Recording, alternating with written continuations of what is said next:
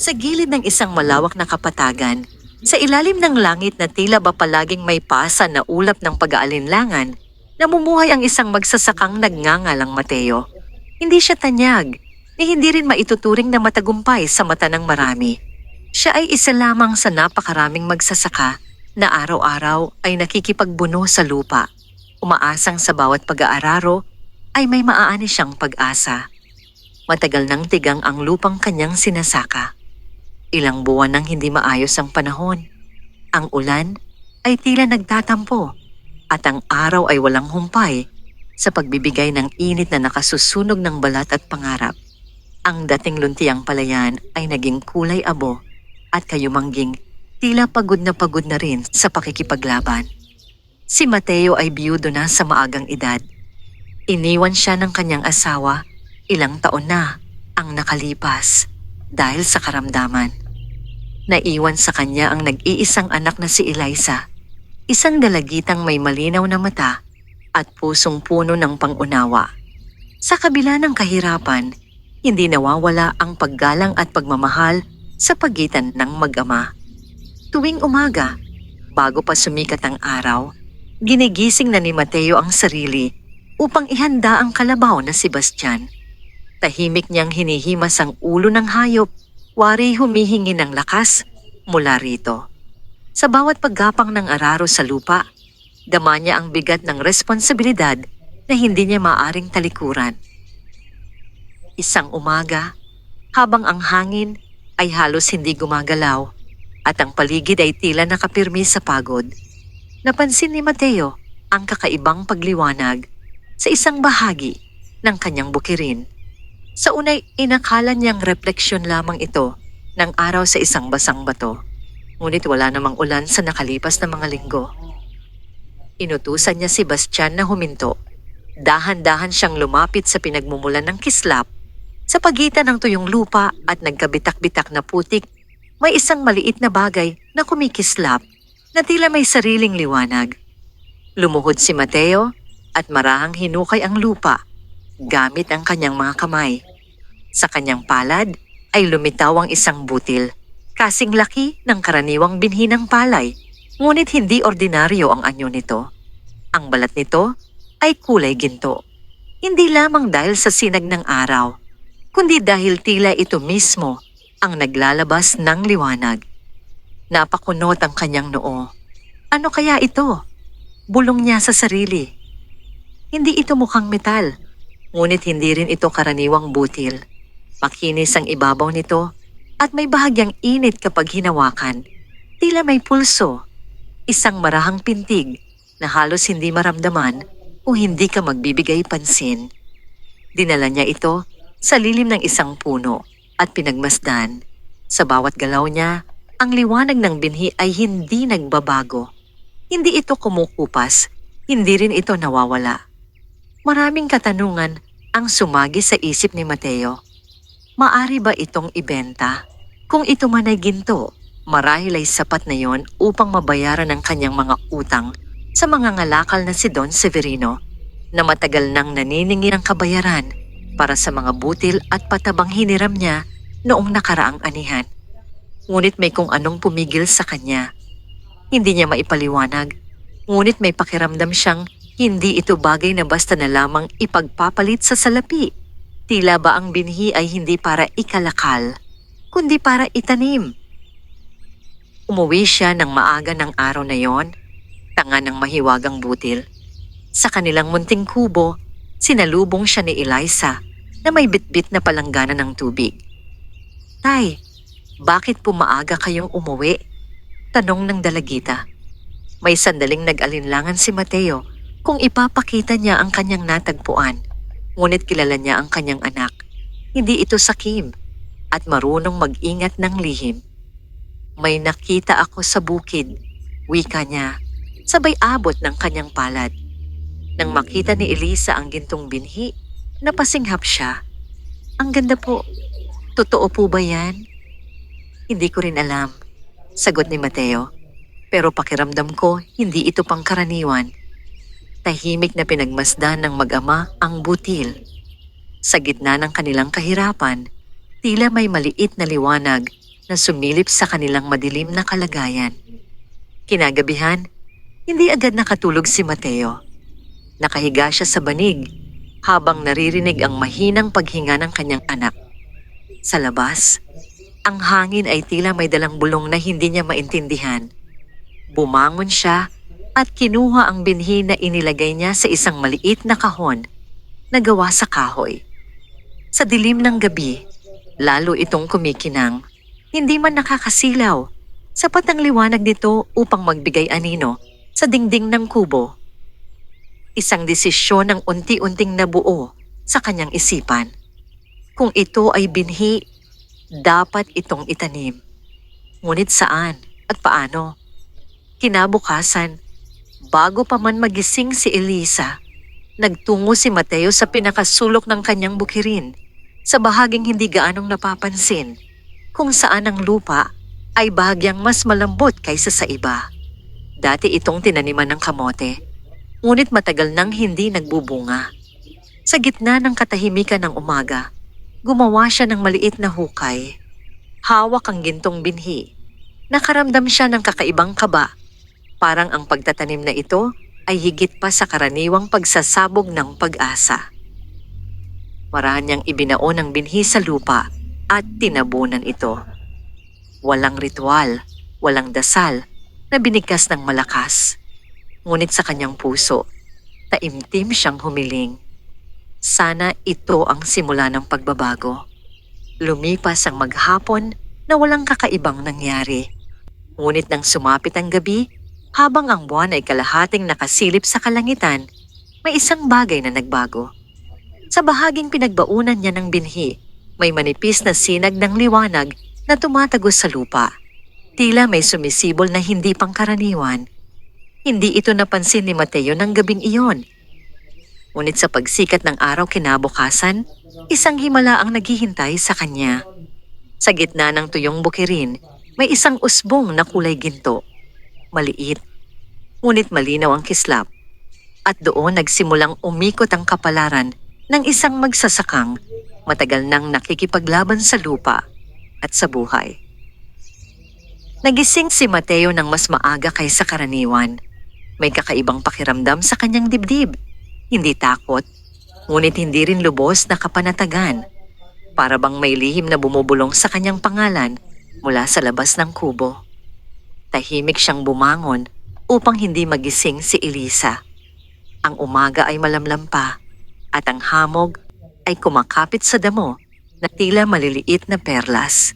Sa kanyang paglalakad patungo sa bukirin, dama niya ang bahagyang lamig na matagal na niyang hindi nararanasan sa gitna ng sunod-sunod na mainit na araw. Pagdating niya sa sulok kung saan niya itinanim ang gintong binhi, napahinto siya. Sa gitna ng tuyong lupa ay may isang usbong, maliit ngunit malinaw ang anyo. Hindi ito kulay berde, gaya ng karaniwang halaman. Ang mga dahon nito ay may bahid ng gintong ningning at sa bawat pagdampi ng sinag ng araw ay tila sumasayaw ang liwanag sa ibabaw nito. Lumuhod si Mateo. Dahan-dahan niyang hinawakan ang lupa sa paligid ng usbong. Hindi ito mainit gaya ng ibang bahagi ng bukid. Sa halip, malamig at bahagyang mamasa-masa ang pakiramdam na tila may sariling pinanggagalingan ng tubig ang lupa roon. Hindi niya malaman kung matutuwa o matatakot. Sa buong buhay niya bilang magsasaka, wala pa siyang nakitang ganitong uri ng halaman. Ngunit sa kabila ng pag-aalinlangan, naramdaman niyang hindi ito masama. Ang kanyang puso, na matagal nang nabibigatan, ay tila gumaan sa tanawing iyon. Nang makabalik siya sa kubo, nadatnan niyang gising na si Elisa at naghahanda ng kaunting lugaw para sa kanilang agahan. "Hey, maaga po kayong umalis," sabi ng dalagita. "May gusto akong ipakita sa iyo," tugon ni Mateo. Sabay silang naglakad patungo sa bukirin. Nang makita ni Elisa ang usbong, napahawak siya sa bisig ng kanyang ama. "Tumubo na po?" "Oo," sagot ni Mateo. Hindi maalis ang tingin sa halaman. Isang gabi pa lamang, lumapit si Elisa at maingat na pinagmasdan ng mga dahon. Parang may ilaw sa loob, bulong niya. At tunay nga, kung tititigang mabuti, tila may marahang pagdaloy ng liwanag sa ugat ng mga dahon na para bang may dugo itong kulay ginto na dumadaloy sa loob. Wala po kayo nga bang ibang itinanim dito, Tay? Tanong ng dalagita. Wala. Iyan lamang. Tahimik silang nagmasid. Sa unang pagkakataon, matapos ang maraming buwan ng pangamba, may umusbong na kakaibang pag-asa sa kanilang mga puso. Ngunit ang himala ay hindi madaling itago. Pagsapit ng tanghali, napansin ng isang kapitbahay na nagngangalang Arturo ang kakaibang liwanag mula sa bukirin ni Mateo. Isa itong lalaking kilala sa pagiging mausisa at mabilis kumalat ang balita sa kanyang bibig. Lumapit siya sa bakod at sumilip. Mateo, tawag niya, ano yang tumutubo sa lupa mo? Napalingon si Mateo. Hindi niya inasahang may makakakita agad. Halaman lang, maikling sagot niya. Ngunit hindi na kontento si Arturo. Lumapit pa siya at pilit na sinilip ang usbong. Nang makita niya ang kulay nito, napakurap siya. Hindi iyan karaniwan, sabi niya. Mukhang may halaga yan. Hindi ko pa alam, tugon ni Mateo. Pilit na pinananatiling payapa ang tinig. Mula noon, nagsimulang kumalat ang bulong-bulungan. May nagsabing baka raw ito'y biyaya mula sa kalangitan. May iba namang nag-isip na baka sumpa. Sa mga baryong tulad nila, ang kakaiba ay kadalasang tinatanaw ng may pagdududa. Lumipas ang 3 araw at ang maliit na usbong ay naging isang halamang halos hanggang tuhod ang taas. Ang mga dahon nito ay mas lumapad at sa bawat paglubog ng araw ay mas nagiging malinaw ang gintong liwanag nito. Ngunit higit pa sa itsura ang pagbabago. Ang lupa sa paligid ng halaman ay unti-unting nagiging mas mataba.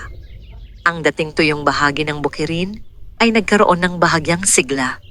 Kahit ang mga tanim na palay na malapit dito ay tila mas naging luntian. Napansin niyo ni Mateo habang nag-aararo siya sa kabilang bahagi. Ang mga uhay na dati nakayuko sa panghihina ay unti-unting tumatayo.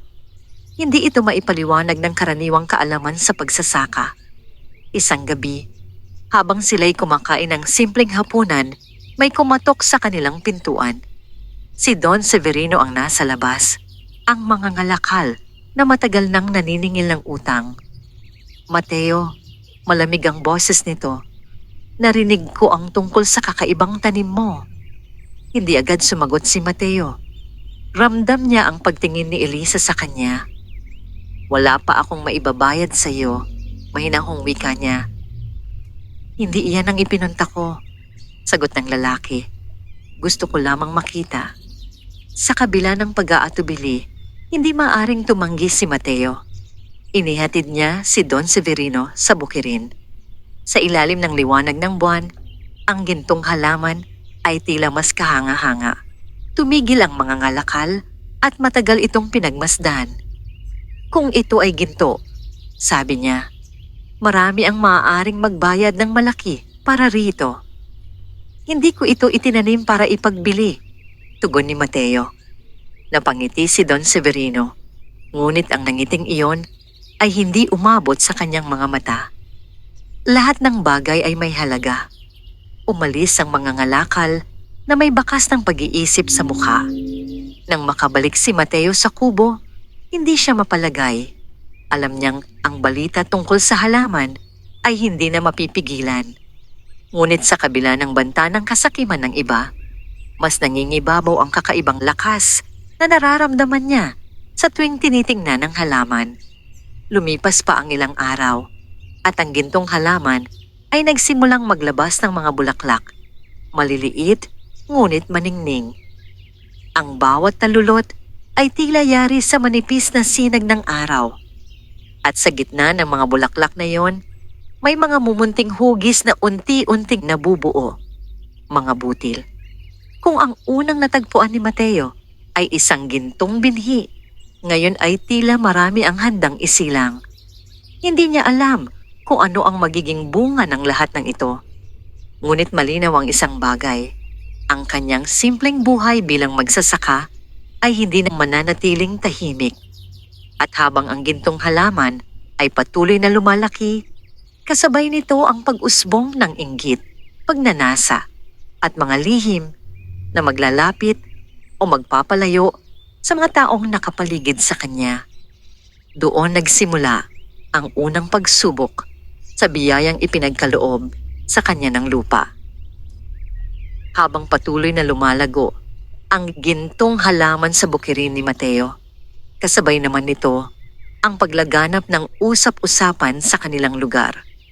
Ang dating tahimik na kapatagan ay napalitan ng mga bulungan at mapanuring tingin.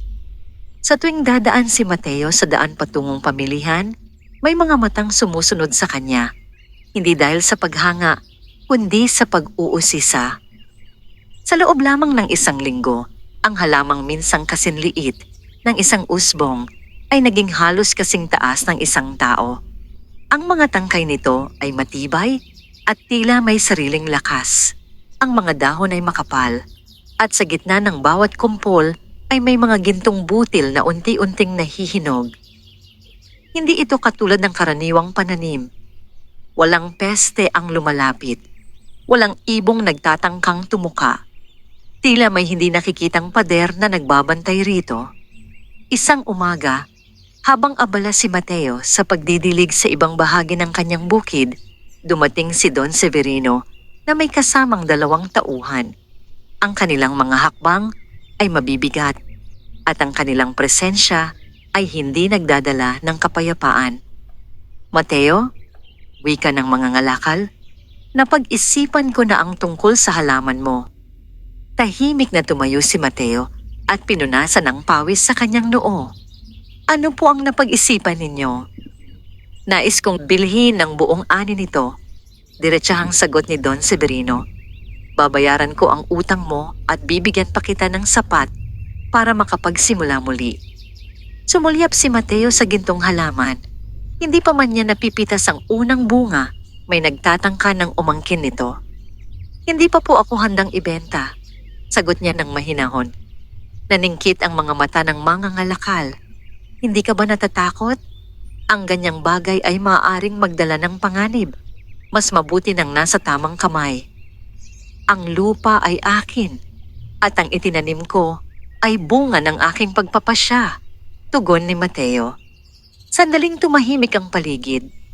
Ang 2 tauhan ni Don Severino ay nagpalitan ng tingin. Tila naghihintay ng utos. Ngunit hindi pa yon ang panahon para sa lantad na puwersa. Pag-isipan mo, malamig na sabi ng mga ngalakal bago tuluyang umalis. Nang gabing iyon, hindi naging payapa ang hangin. May mga yabag na marang narinig ni Elisa mula sa labas ng kubo. Agad niyang ginising ang ama. Tay, may tao po sa labas. Tahimik na bumangon si Mateo at sumilip sa siwang ng dingding. Sa liwanag ng buwan, may 2 aninong gumagalaw malapit sa bukirin. Hindi na siya nag-atubili. Kinuha niya ang kanyang lumang itak at lumabas. Sinong nariyan? Malakas niyang tawag. Nagkagulo ang mga anino at mabilis na tumakbo palayo. Ngunit sapat ang kanyang nasilayan upang makilala ang isa sa mga tauhan ni Don Severino. Bumalik siya sa kubo na may mabigat na pakiramdam. Hindi na ito simpleng usapan tungkol sa pagbili. May mga taong handang kumuha ng hindi kanila. Kinabukasan, mas maingat na binantayan ni Mateo ang kanyang bukirin. Ngunit higit pa sa pag-iingat, may napansin siyang kakaiba. Ang gintong halaman ay tila mas maliwanag kaysa dati. Ang mga butil ay halos handa ng anihin. Sa bawat paglapit niya, nakararamdam siya ng kakaibang init sa kanyang dibdib. Hindi apoy, kundi lakas. Nang hapong iyon, isa sa mga gintong butil ang kusang nalaglag sa kanyang palad. Hindi ito kasing liwanag ng orihinal na binhi, ngunit malinaw ang kakaibang anyo nito. Dinala niya ito sa kubo at inilapag sa mesa. Kasabay ng paglubog ng araw, may hindi inaasahang pangyayari. Sa sandaling dumampi ang huling sinag ng araw sa butil, ito ay bahagyang nagliwanag at naging tila purong ginto. Hindi lamang kulay, kundi metal. Napahawak si Eliza sa kanyang bibig. Tay, totoong ginto po iyan.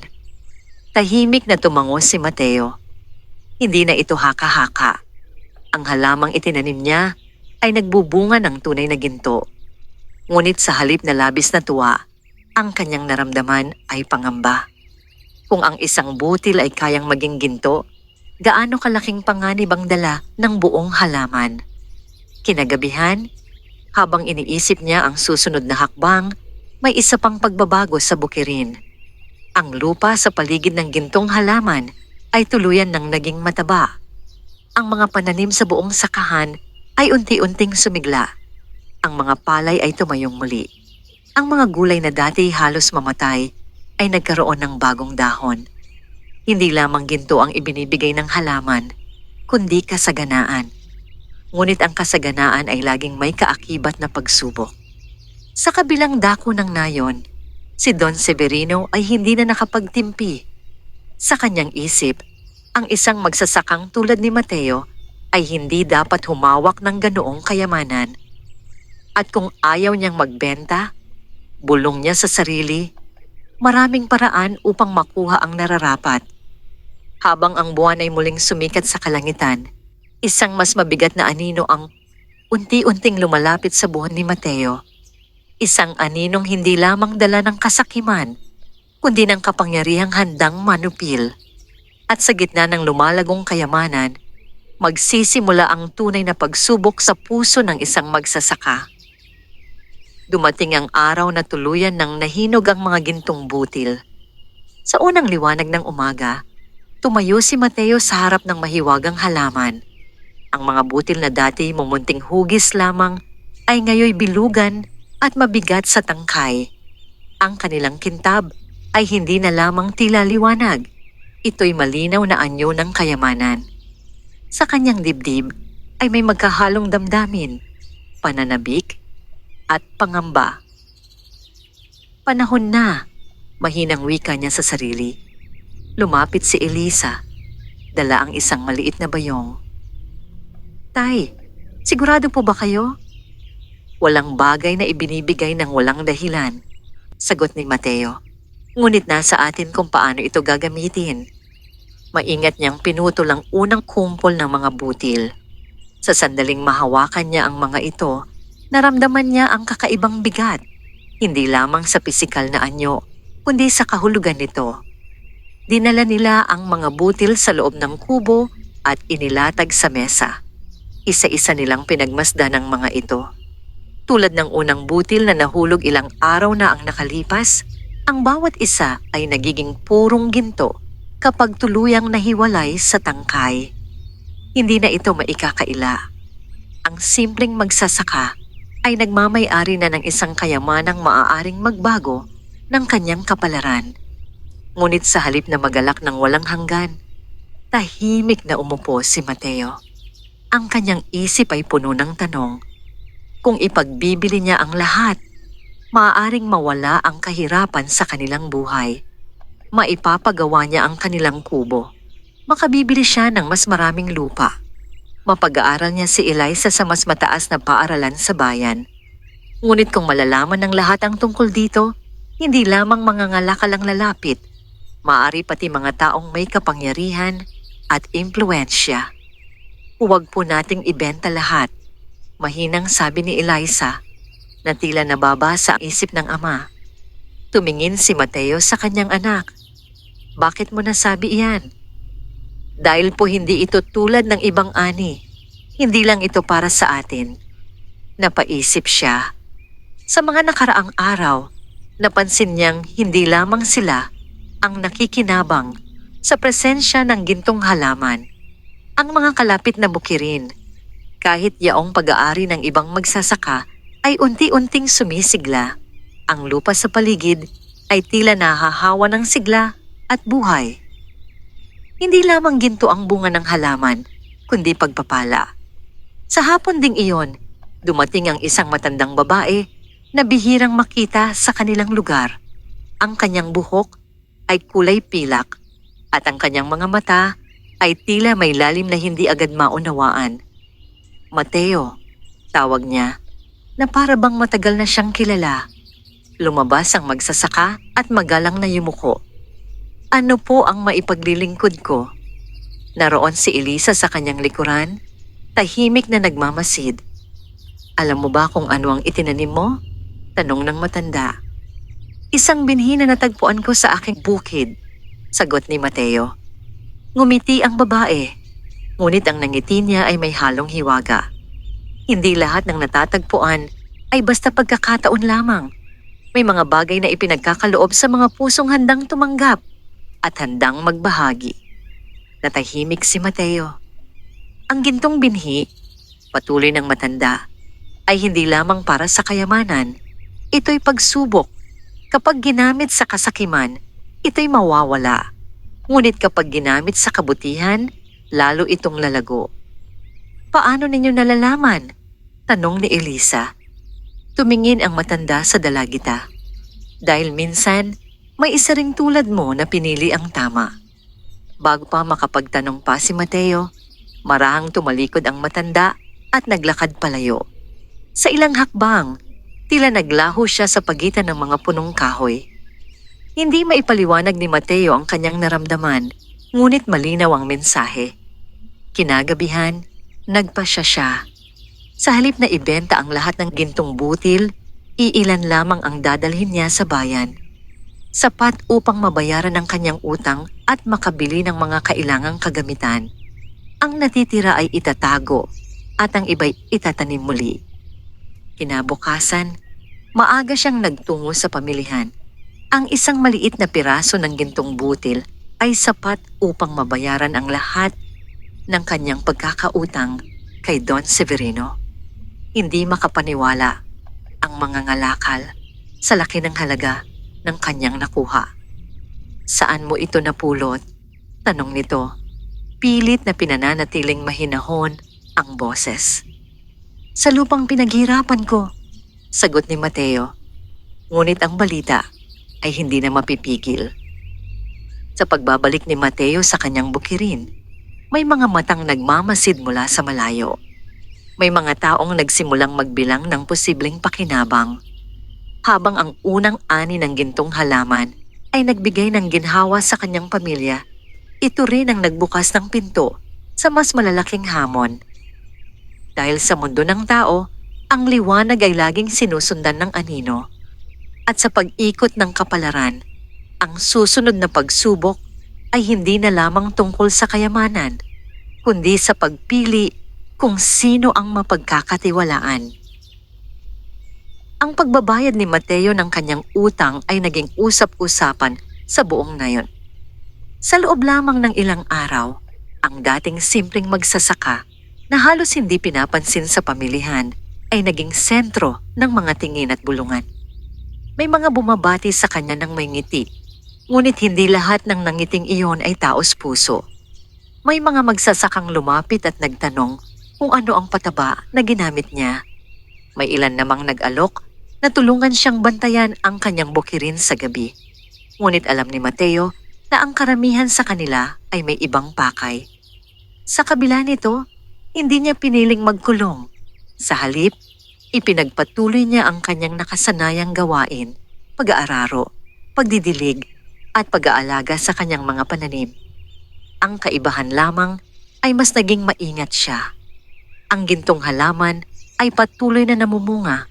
Ang mga butil na kanyang itinanim mula sa unang ani ay mabilis ding sumibol at sa bawat pagsibol ay mas lumalawak ang bahagi ng lupang nagiging masagana.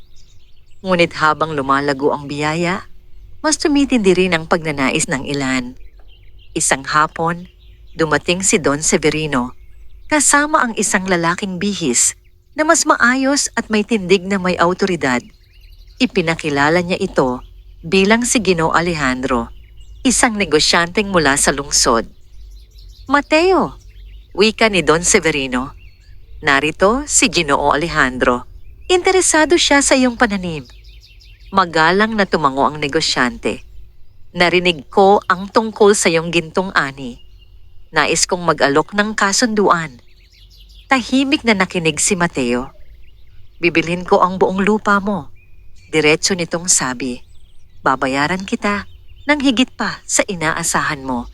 Maaari kang lumipat sa mas maayos na bahay sa bayan. Hindi mo na kailangang magbanat ng buto sa ilalim ng araw. Saglit na napatingin si Mateo sa kanyang bukirin. Ang lupang yon ay hindi lamang ari-arian. Doon siya nagsimula. Doon siya bumangon matapos mamatay ang kanyang asawa at doon niya pinalaki si Eliza. Hindi ko po ipinagbibili ang lupa. Mahinahon niyang sagot. Bahagyang nanigas ang mukha ni Don Severino. Hindi ka ba natutukso sa mas maginhawang buhay? Ang ginhawa ay hindi nasusukat sa laki ng bahay. Tugon ni Mateo. Kung aalis ako, ano ang mangyayari sa lupang ito? Sumagot si Ginoo Alejandro ng may malamig na tinig. Ito'y pauunlarin. Gagawin itong taniman sa mas malaking saklaw. Maraming makikinabang. Ngunit sino ang may hawak ng ani? Tanong ni Mateo. Hindi agad nakasagot ang negosyante. Alam ni Mateo ang sagot. Sa sandaling mapasakamay ng iilan ng kapangyarihan ng gintong binhi, maaring ito'y maging kasangkapan ng kasakiman. Nagpapasalamat po ako sa alok, wika niya. Ngunit mananatili ako rito. Nang umalis ang dalawang lalaki, ramdam ni Mateo ang bigat ng desisyong kanyang ginawa. Hindi niya alam kung hanggang kailan niya mapipigilan ang mga tulad nila. Kinagabihan, nag-usap sila ni Eliza sa harap ng maliit nilang hapag. Tay, natatakot po ba kayo? Tanong ng dalagita. Hindi sa paraang iniisip mo. Sagot niya. Ngunit may mga taong hindi titigil hanggat hindi nila nakukuha ang gusto nila. Ano po ang gagawin natin? Tahimik na tumingin si Mateo sa labas ng bintana, kung saan marahang kumikislap ang gintong halaman sa dilim. Hindi natin ito itatago sa takot, ngunit hindi rin natin ito ipapakita sa kayabangan. Sa mga sumunod na araw, nagsimula siyang magbahagi. Ang ilang butil ng karaniwang pananim na sumigla dahil sa presensya ng gintong halaman ay ipinamahagi niya sa ilang magsasakang higit na nangangailangan. Hindi niya ibinigay ang gintong butil, kundi ang biyayang dulot nito sa lupa. Unti-unting napansin ng mga tao na ang lupang malapit sa kanyang bukirin ay nagiging mas mataba. Ang mga ani ay gumaganda. Hindi man nila alam ang dahilan. Dama nila ang pagbabago. May mga nagsimulang magpasalamat kay Mateo. Ngunit hindi lahat ay natuwa. Sa isang madilim na gabi, habang mahimbing ang tulog ng mag-ama, may mga aninong muling gumalaw sa paligid ng bukirin. Sa pagkakataong ito, hindi lamang pagnanakaw ang pakay. May dalang sulo ang isa sa kanila. Ngunit bago pa man maipandikit ang apoy sa tuyong damo, biglang umihip ang malakas na hangin. Ang apoy ay napawi at ang gintong halaman ay nagliwanag ng higit kaysa datiti. Tila may sariling lakas na nagtatanggol dito. Nagkagulo ang mga anino at mabilis na nagtakbuhan. Kinabukasan, natagpuan ni Mateo ang bakas ng mga yapak at ang sunog na sulo sa gilid ng kanyang bukirin. Hindi na ito simpleng inggit. May mga taong handang sirain ang hindi nila makuha. Habang nakatayo siya sa harap ng gintong halaman, napagtanto niyang ang kanyang pagsenso ay hindi lamang tungkol sa pagyaman. Ito'y tungkol sa paninindigan. At sa bawat pagsubok na dumarating, mas malinaw na nahahayag ang tunay na halaga ng gintong binhi, hindi sa kinang nito, kundi sa puso ng nagmamay-ari. Ngunit ang mas mabigat na unos ay paparating pa lamang. Mula nang may magtangkang magsunog sa kanyang bukirin, hindi na naging payapa ang gabi para kay Mateo. Ang dating katahimikan ng kapatagan ay napalitan ng pag-iingat. Sa bawat kaluskos ng dahon at bawat yabag ng hayop, tila may nakatagong panganib. Ngunit sa halip na umatras, mas lalo siyang tumibay. Ang gintong halaman ay patuloy na namumunga at ang mga bagong tanim mula sa unang ani ay mabilis na lumalago. Sa bawat paglipas ng araw, mas malinaw ang epekto nito sa buong sakahan. Ang lupa ay mas naging matibay at masustansya. Kahit ang kalabaw niyang si Bastian ay tila mas masigla. Hindi naglaon, dumating ang tag-ulan. Ang unang buhos ay tinanggap ng mga magsasaka ng may pasasalamat. Matagal na nilang hinihintay ang ulan, ngunit ang ulan na yon ay hindi karaniwan. Sa loob ng 3 araw at 3 gabi, walang tigil ang pagbagsak ng tubig mula sa kalangitan.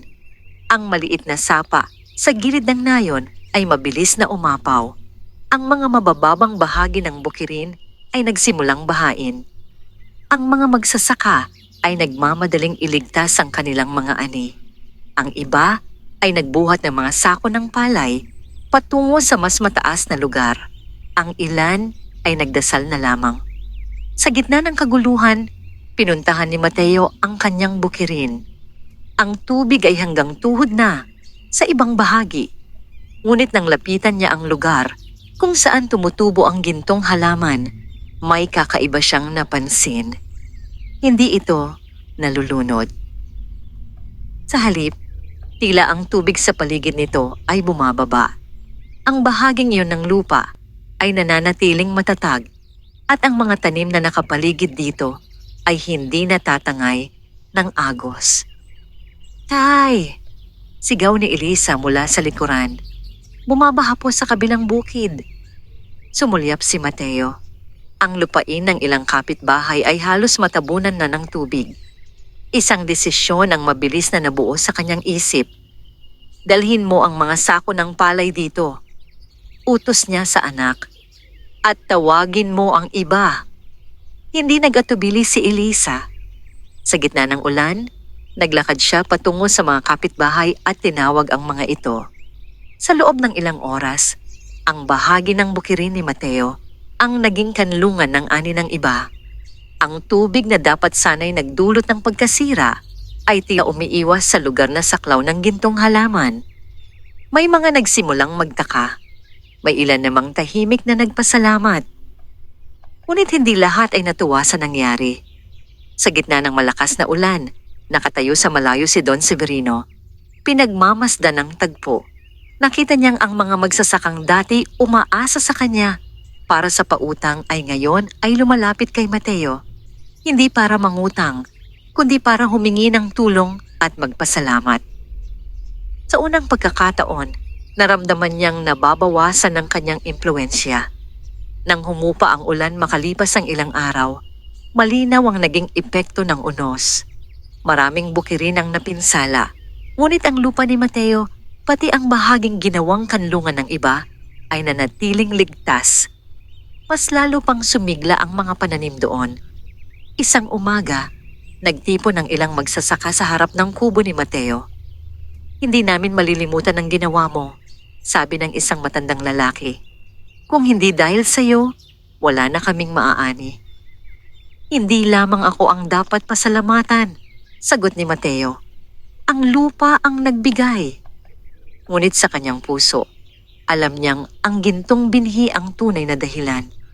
Sa mga sumunod na araw, mas dumami ang mga lumalapit sa kanya. Hindi upang mag-alok ng pera o mang-agaw, kundi upang makiisa.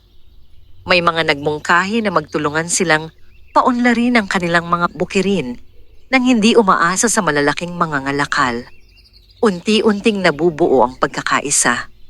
Ngunit habang lumalakas ang samahan ng mga magsasaka, mas lalo namang tumitindi ang galit ng mga nawawalan ng kapangyarihan. Isang gabi, habang nagpapahinga si Mateo sa labas ng kanilang kubo, muling lumitaw ang matandang babaeng minsang nagpaalala sa kanya tungkol sa gintong binhi. Lumalaki ang iyong ani, sabi nito. Kasabay ng mga pagsubok, tugon ni Mateo. Tumango ang matanda. Ang tunay na kayamanan ay hindi nasusukat sa dami ng ginto, kundi sa dami ng pusong natutulungan. Ngunit tandaan mo, habang lumalawak ang iyong impluensya, may mga hahadlang. Tapos na ba ang mga pagsubok? Tanong niya. Hindi pa, sagot ng babae.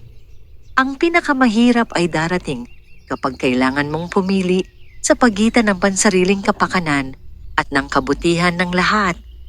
Bago pa makapagsalita si Mateo, naglaho muli ang matanda sa dilim. Sa gabing iyon, matagal na nagmuni-muni ang magsasaka. Ang kanyang buhay ay hindi na lamang tungkol sa kanya at kay Elisa. Ang gintong binhi ay naging sentro ng pagbabago sa kanilang komunidad. At sa pag-ikot ng kapalaran, unti-unti niyang nauunawaan na ang tunay na pagsenso ay hindi lamang pagyaman sa salapi, kundi pagtaas ng dangal at pananagutan. Ngunit sa malayo, may binubuong plano ang mga taong hindi kontento sa pagbabagong ito. At sa susunod na kabanata ng kanyang buhay, haharapin niya ang pagsubok na maaaring sumira, hindi lamang sa kanyang bukirin, kundi sa tiwalang nabuo sa pagitan ng mga tao. Matapos ang unos, tila mas naging maliwanag ang kalangitan sa kapatagan. Ang mga pananim ay unti-unting bumangon mula sa pagkakayuko, at ang mga magsasakang dati halos mawalan ng pag-asa ay muling nagkaroon ng sigla.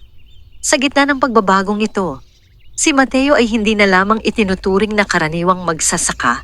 Siya naging sagisag ng bagong pag-asa. Ngunit ang pag-angat ng isa ay madalas na nagiging dahilan ng pagkabahala ng iba. Isang umaga, ipinatawag si Mateo sa bahay ni Kapitan Ramiro, ang pinuno ng kanilang lugar. Ang malaking bahay na bato sa gitna ng nayon ay tila mas mabigat sa pakiramdam kaysa dati. Naroon din si Don Severino at ang negosyanteng si Gino Alejandro. Pagpasok ni Mateo, ramdam niya ang bigat ng titig ng tatlo. "Mateo, panimula ng kapitan. Marami kaming naririnig tungkol sa iyong pananim. Sinasabi nilang ito ang dahilan kung bakit nakaligtas ang ilang bukirin sa baha."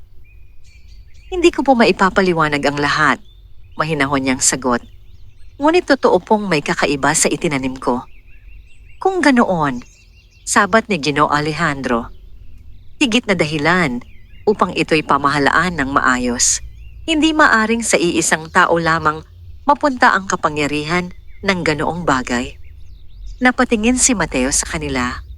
"Ano po ang ibig ninyong sabihin?" "Ang lupa mo ay dapat mapasailalim sa pangangasiwa ng konseho," paliwanag ng kapitan. "Para sa kapakanan ng lahat." "Kapakanan po ba ng lahat?" tanong ni Mateo. "O ng iilan?" Sandaling nanahimik ang silid. "Mag-ingat ka sa iyong pananalita," malamig na wika ni Don Severino. "Hindi mo mauunawaan ang bigat ng pamumuno." "Ang nauunawaan ko lamang," sagot ni Mateo, "ay ang tungkulin ng isang magsasaka sa kanyang lupa. Hindi ko ipinagkait ang biyaya sa iba, ngunit hindi ko rin ito ipamimigay nang wala sa tamang layunin." Nagpalitan ng tingin ng tatlo. "May 1 linggo ka upang pag-isipan ito," sabi ng kapitan. "Kung hindi, mapipilitan kaming gumawa ng hakbang." Paglabas ni Mateo sa bahay na yon, dama niya ang unti-unting pag-igting ng sitwasyon. Ang dating tahimik na pag-usbong ng gintong binhi ay ngayon naging usaping may kinalaman sa kapangyarihan at kontrol. Pagbalik niya sa bukirin, sinalubong siya ni Elisa. "Tay, ano po ang nangyari?" "Gusto nilang kunin ang lupa," diretso niyang sagot. Natahimik ang dalagita. "Papayag po ba kayo?" Tumingin si Mateo sa malawak na sakahan. Ang gintong halaman ay patuloy na kumikislap, tila walang pakialam sa mga usaping bumabalot dito. "Kung ibibigay ko ito sa kanila," sabi niya, "maaaring maging mas mabilis ang pag-unlad. Ngunit kung maling kamay ang hahawak, mawawala ang tunay na layunin." "Kung ipaglalaban naman po ninyo?" tanong ni Eliza. "Maaring magdulot ito ng alitan." Kinagabihan, nagtipon ng ilang magsasaka sa harap ng kanyang kubo.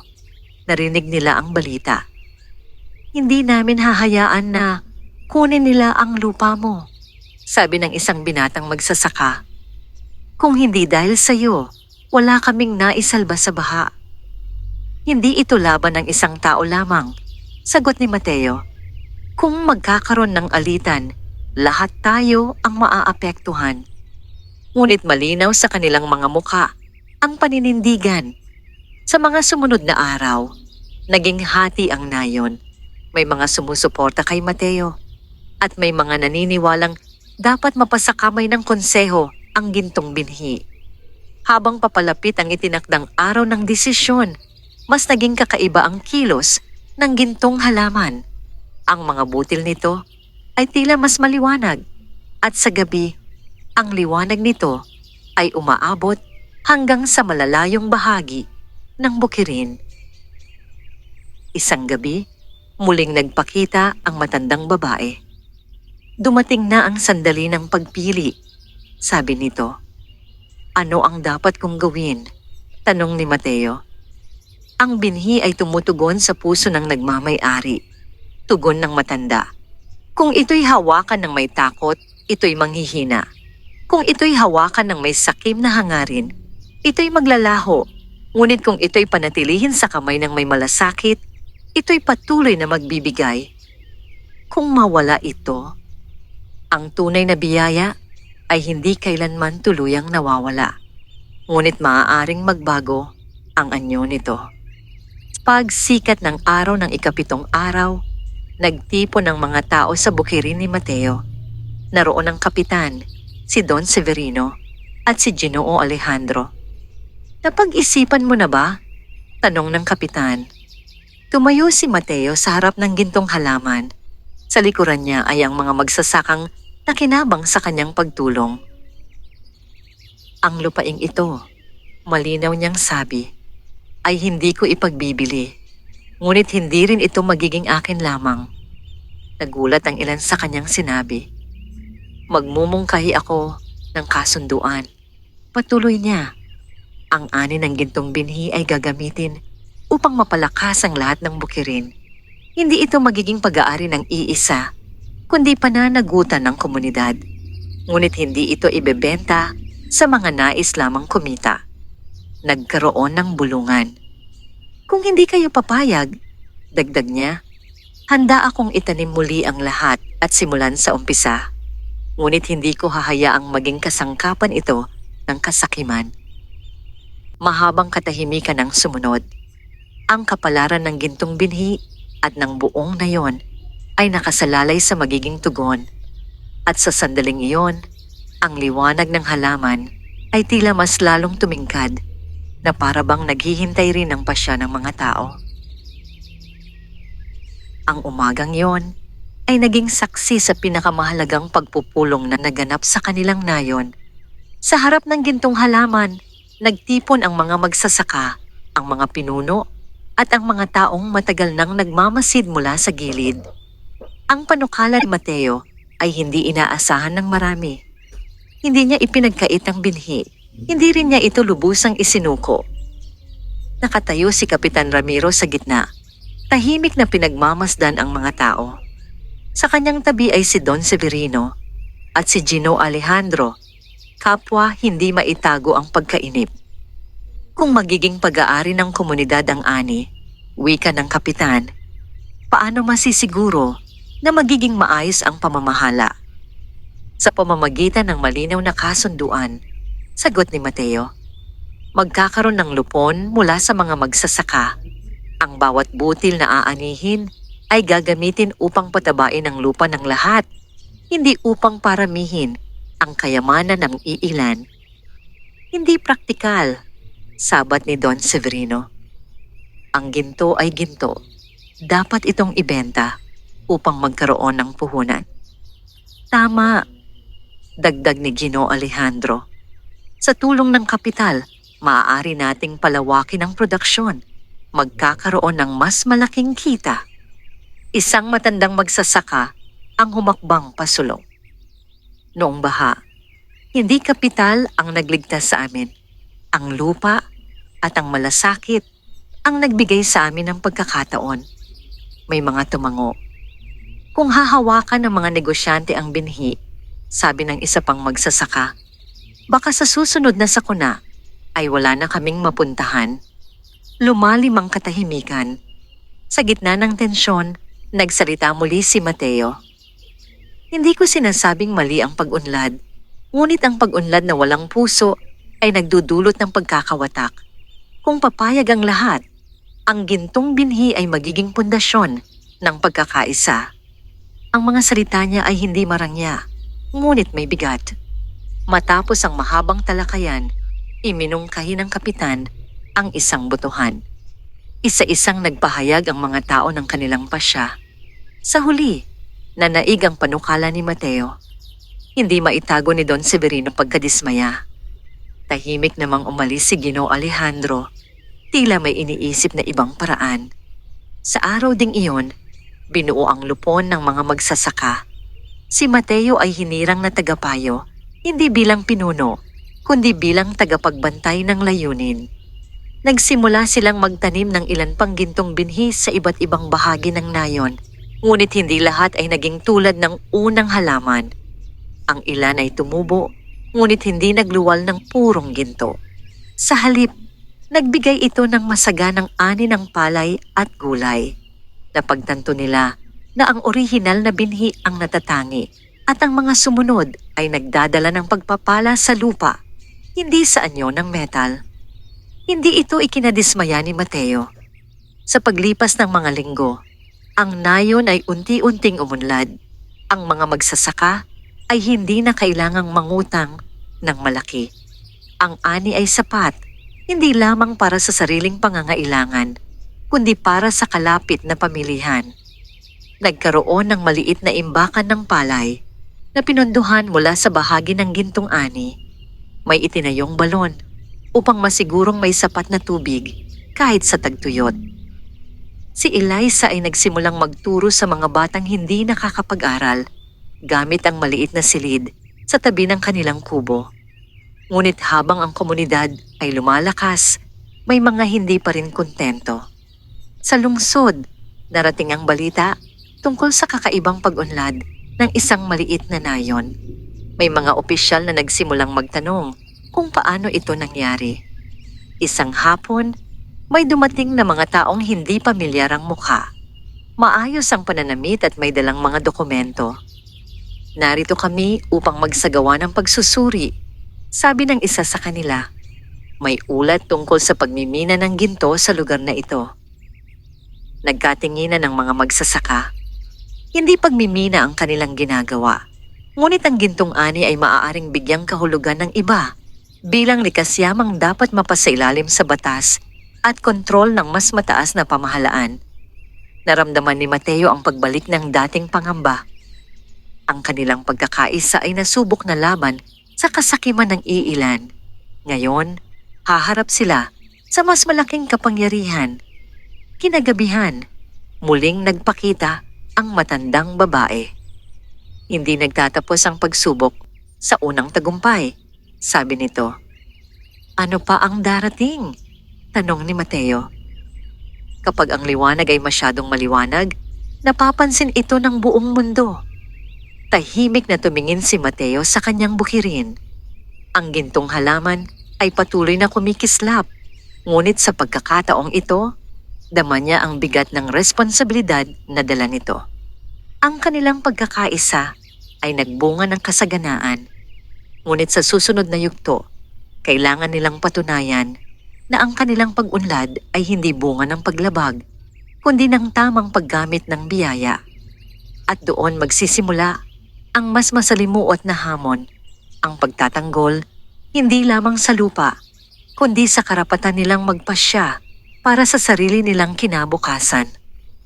Ang pagdating ng mga opisyal mula sa lungsod ay nagdulot ng panibagong alon ng pangamba sa nayon. Hindi sila tulad ni na Don Severino o Ginoo Alejandro na hayagang naghahangad ng pakinabang. Ang mga bagong dumating ay may dalang dokumento, selyo at kapangyarihang nakasulat sa papel. Sa gitna ng plaza, nagtipon ang mga tao. Ang pangunahing opisyal, si Ginoong Valerio, ay nagsalita ng may formal na tinig. May ulat kaming natanggap tungkol sa paglitaw ng ginto sa inyong lugar. Sabi niya, ayon sa batas, ang anumang likas yaman na may mataas na halaga ay kailangang iparehistro at mapasailalim sa pagsusuri ng pamahalaan. Nagkaroon ng bulungan sa hanay ng mga magsasaka. Lumapit si Mateo. Hindi po kami nagmimina.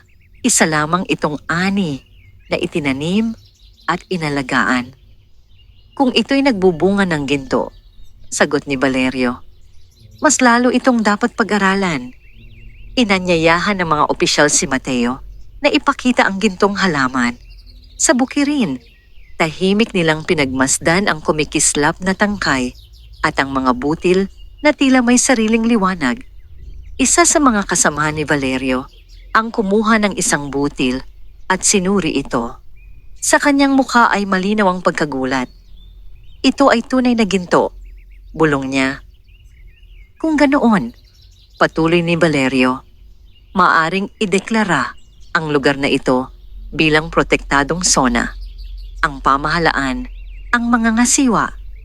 Napahigpit ang hawak ni Mateo sa kanyang sombrero. Kung kukunin ninyo ang pamamahala, tanong niya, ano ang mangyayari sa mga magsasaka? Maaaring magkaroon ng kompensasyon, sagot ng opisyal. Ngunit hindi ninyo maaaring ipagpatuloy ang produksyon ng walang pahintulot. Ang mga salita ay tila malamig na hangin na dumaan sa hanay ng mga tao. Sa gabing iyon, nagtipon ang mga magsasaka sa harap ng kubo ni Mateo. Ang kanilang mga mukha ay nababalot ng pag-aalala. Kung kukunin nila ang lupa, babalik tayo sa dati, sabi ng isa. Hindi lamang iyon, dagdag ng isa pa. Maaring hindi na natin ito muling makuha. Tahimik na nakinig si Mateo. Alam niyang hindi sapat ang damdamin upang harapin ang batas. Kailangan nila ng malinaw na paninindigan at matibay na dahilan. Narinig ko ang sinabi ng opisyal, wika niya. Hindi nila agad kukunin ang lupa. Magsasagawa muna sila ng pagsusuri. Ano ang ibig sabihin noon? Tanong ni Eliza. Ibig sabihin, sagot niya, may pagkakataon pa tayong ipakita na ang ginagawa natin ay hindi pagmimina, kundi pagsasaka. Sa mga sumunod na araw, mas lalo nilang pinahusay ang kanilang sistema. Itinala nila ang bawat ani, ang bawat butil na ginamit para sa komunidad at ang mga proyektong naipatayo mula rito. Nang bumalik ang mga opisyal upang suriin ang kanilang lugar, sinalubong sila hindi lamang ng gintong halaman, kundi ng maayos na imbakan ng palay, ng balon, at ng talaan ng mga benepisyong natamo ng nayon. Hindi ito operasyon ng pagmimina, paliwanag ni Mateo. Ito ay pananim na may kakaibang bunga. Hindi namin hinuhukay ang lupa para sa metal. Inaalagaan namin ang lupa upang magbigay buhay. Pinag-aralan ng mga opisyal ang kanilang mga tala. Nakita nila ang pagbabagong naganap sa komunidad, ang pag-angat ng ani, ang pagkakaisa, at ang kawalan ng pag-aangkin ng iisa. Ngunit hindi pa rin madali ang pasya. Kung papayagan namin ito, sabi ni Valerio, kailangan ninyong mangakong hindi ito gagamitin sa ilegal na kalakalan. Ang bawat gintong ani ay dapat mairehistro. Tumango si Mateo. Handa kaming sumunod sa batas. Ang nais lamang namin ay manatili ang karapatan naming alagaan ang aming lupa. Matagal ang naging talakayan. Sa huli, nagbigay ang mga opisyal ng pansamantalang pahintulot, mananatili sa pamamahala ng komunidad ang gintong binhi, ngunit may regular na pagsusuri mula sa pamahalaan. Nang umalis ang mga opisyal, hindi agad nagdiwang ang mga tao. Alam nilang hindi pa tapos ang laban. Sa gabing iyon, muling nagpakita ang matandang babae. Napili mo ang landas ng katapatan, sabi nito. Ngunit hanggang kailan ito tatagal? Tanong ni Mateo. Habang nananatili ang layunin, mananatili ang biyaya. Tugon niya. Ngunit tandaan, may mas malalim pang pagsubok na darating. Hindi ito manggagaling sa labas, kundi mula sa loob. Napaisip si Mateo. Sa paglipas ng mga buwan, naging mas matatag ang nayon. Ngunit habang ang kasaganaan ay patuloy na dumadaloy, May ilang pusong unti-unting tinutubuan ng pagdududa at pagnanais na higit pa. At sa susunod na kabanata, ang hamon ay hindi na lamang tungkol sa kapangyarihan ng mga nasa itaas, kundi sa pagkakaisa ng mga nasa ibaba. Lumipas ang ilang buwan matapos ang pagbisita ng mga opisyal. Sa unang pagkakataon, matapos ang sunod-sunod na pagsubok, tila naging payapa ang nayon. Ang mga bukirin ay masagana, ang imbakan ng palay ay puno, at ang mga pamilya ay hindi na nangangambang magutom sa susunod na tagtuyot. Ngunit tulad ng babala ng matandang babae, ang susunod na hamon ay hindi nagmula sa labas. Ito ay unti-unting sumibol mula sa loob ng komunidad. Sa pagdami ng ani, may ilang magsasaka ang nagsimulang magtanong kung bakit hindi nila maaaring hatiin ang gintong butil ng pantay-pantay. May mga nagsabing kung bawat isa ay magkakaroon ng sariling bahagi, mas mabilis silang yayaman. Kung may sarili akong tanim ng gintong binhi, sabi ng isang binatang magsasaka, hindi ko na kailangang makihati sa lupon. Ang mga bulong ay hindi agad napansin ni Mateo. Ngunit nang makarating ito sa kanyang pandinig, nakaramdam siya ng mabigat na pag-aalala. Isang gabi, ipinatawag niya ang lupon ng mga magsasaka. Hindi natin dapat kalimutan, sabi niya, kung paano nagsimula ang lahat. Ang binhi ay hindi sumibol upang pag-awayan. Ngunit hindi ba't mas makabubuti kung bawat isa ay may sariling ani? Tanong ng isa. Kung hahatiin natin ito, sagot ni Mateo, maaring mawala ang lakas na taglay nito. Hindi yon haka-haka lamang.